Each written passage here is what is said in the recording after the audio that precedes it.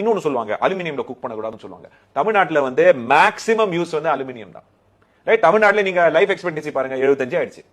Right, அலுமினியம்னால ஏதாவது problem வந்தா இத்தனை அலுமினியம் யூஸ் பண்ணதுனால ஆல்சைமர்ஸ் அப்படின்னு சும்மா எடுத்து விடுவாங்க. ஆல்சைமர்ஸ் அசோசியேஷனே கிளாரிஃபை பண்ணிருக்காங்க அலுமினியம்க்கும் குக்வேர்ல இருக்கிற அலுமினியம்க்கும் ஆல்சைமர்ஸ்க்கும் சம்பந்தமே கிடையாது, நிறைய தடவை கிளாரிஃபை பண்ணியாச்சு.